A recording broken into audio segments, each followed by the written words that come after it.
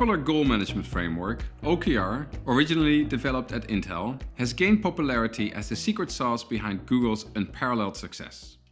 Many companies and startups around the world choose to implement OKR to help accelerate their business growth. As popular as OKR has become, as many myths are being told about it. In this video, I'll bust the 5 most common myths. The acronym OKR stands for Objectives and Key Results. It's a way to set and manage goals throughout an organization. The objective tells you where you want to go. The key results are the results that you need to achieve in order to get there. For example, let's say your objective is to improve employee retention. The key results could then be increase employee NPS from 10 to 50 and reduce voluntary employee turnover from 15 to 5%. The benefits for companies working with OKR include improved focus, better alignment, and increased accountability. It helps communicate company strategy to employees in a clear and measurable way. It connects the goals that teams and individuals work on to the higher level goals of the company. And it makes it clear what everyone is responsible for. A tool to laugh, you might think. Which brings us to the first myth. Myth 1. The whole company will love OKR. An OKR implementation will never be an overnight success. In fact, quite the contrary. OKR can be a difficult concept to grasp and can feel like extra work for your employees, especially at the beginning. Thus, introduce OKR not as a silver bullet, but as a vegetable. They may not taste great, but it's good for the organization and will keep it healthy. And introduce OKR gradually.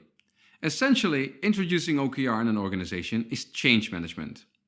And when introducing fundamental changes across the organization, you want to introduce it step by step. Myth 2.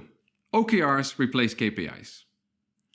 A common mistake many organizations make is replacing KPIs, key performance indicators, with OKRs. Imagine your organization is a car, and you're driving that car towards a destination. That destination, eventually, is your organization's mission and vision. Your KPIs are what you'll find on your car's dashboard, like the fuel gauge and the engine temperature gauge. They prevent the engine from overheating and make sure you won't run out of gas. These are all things that you'll constantly need to watch. OKRs are like your roadmap. They'll guide you towards your destination. The truth is, OKR and KPIs don't replace each other, but are goals that naturally complement each other. OKR provides organizations with the missing link between their ambition and today's reality. They help to break out of the status quo and take organizations into new, often unknown territory. Companies with an inspiring mission and vision need OKRs that will get them there. A KPI, on the other hand, measures the success of processes and activities already in place, often called business as usual. Myth 3.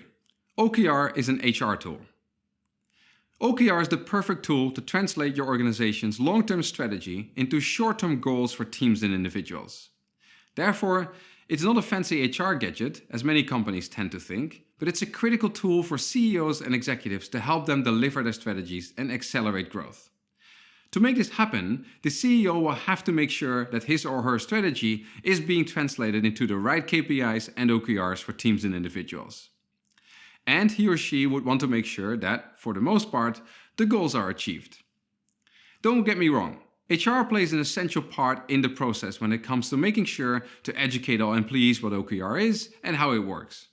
However, the only way to ensure goals are achieved is for CEOs to be heavily and actively involved in the OKR program. Myth 4. OKR is only for technology companies.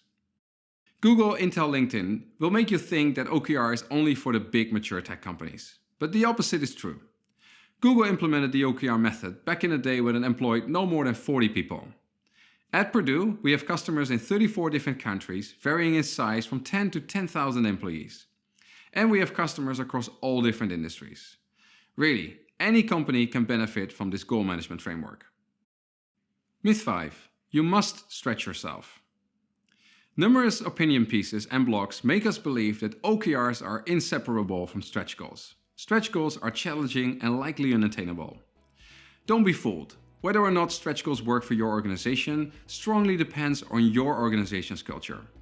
The truth is that a lot of people tend to hate ambitious targets. If stretch goals work for you, that's great. If not, just ditch them. Especially if you're new to OKR, it's probably best to wait. It's already challenging enough identifying what are the right OKRs to work on, and stretch OKRs only add more complexity to that process. Hi. At Perdoo, our commitment has always been to help organizations become successful with OKR, which is why we offer our content for free. Now we've decided to go one step further and make our software free as well. Our free plan includes all core functionality and allows you to add an unlimited number of users and track an unlimited amount of goals. Head over to perdoo.com to set up your own free Perdoo account.